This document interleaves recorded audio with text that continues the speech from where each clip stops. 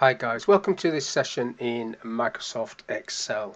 In this module I want to show you how you can use the group feature in a pivot table. So on the screen I've got some raw data on the left and a simple pivot table on the right. You can see the fields over in the field list on the right hand side of the screen. I've just put the date field, that's the date field. If I just take that out for a minute, I've just dragged the date field into rows, and then I've got sum of sales in there. Now as I've dragged that back in, you can see it's already grouped them into the categories I set before. So it's not just date in there now. If I pull date out, I can pull these out as well. All of these are out again. So I'm pulling the date field down, but it's automatically grouping them to years. And if I click on these little pluses, it's got quarters as well. So if I click on this, you can see the months and then the dates within that month coming off this list. Now if I right click on these dates and just remove the group, so ungroup, that is what you would normally get if you dragged a plain date field from a raw data source into a pivot table box. To set the groups up, you basically just need to right click and then you can click on group, and then with it being dates, you've got some options here. So this was on not months, quarters and years. I think it was on months as well, but I'll just put it on quarters and years and then click OK to that, and then this will collapse it up, and you've got a little collapsible icons there that you can click on.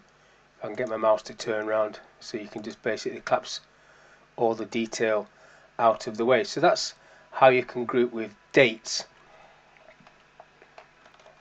You can also group with categories. So if I go into this next one where I've got a list of courses, so basically this is looking at this table.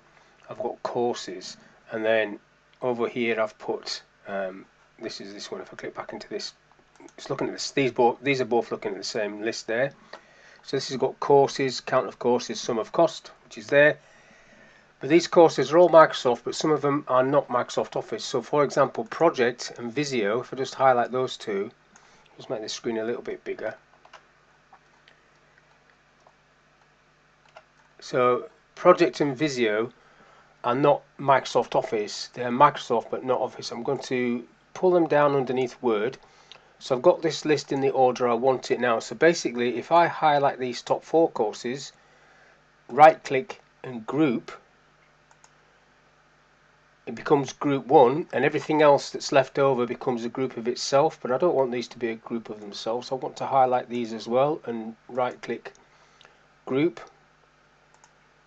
and then that becomes group 2. Now you can overtype the title. If I just put MSO in there and non-MSO in this one, non-MSO, non-Microsoft Office, and then again you can collapse that down. If I collapse that down, you now got this summary of Microsoft Office courses, and if I double click on either of these numbers, it will pull off all the Microsoft Office courses and drop it onto a separate sheet, even though I haven't created a filter or anything. There it is.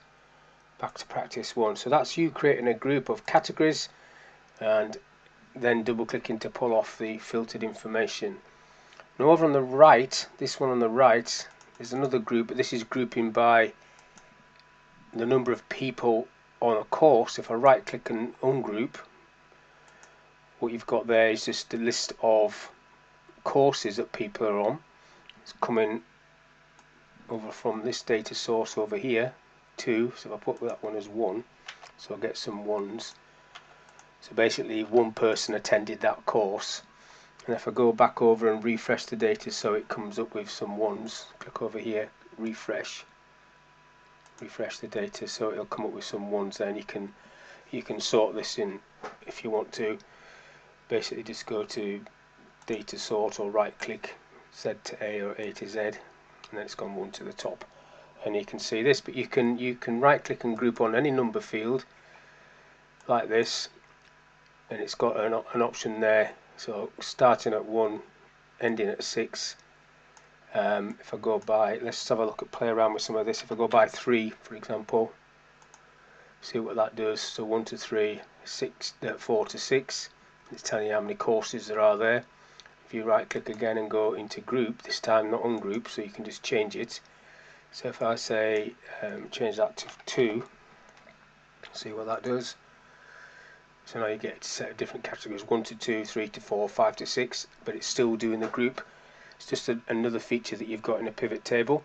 I just wanted a quick video to show you how you can use grouping for dates, for categories, and for numbers. So hopefully this video has been useful. Thank you for your time, and I'll catch you in the next one.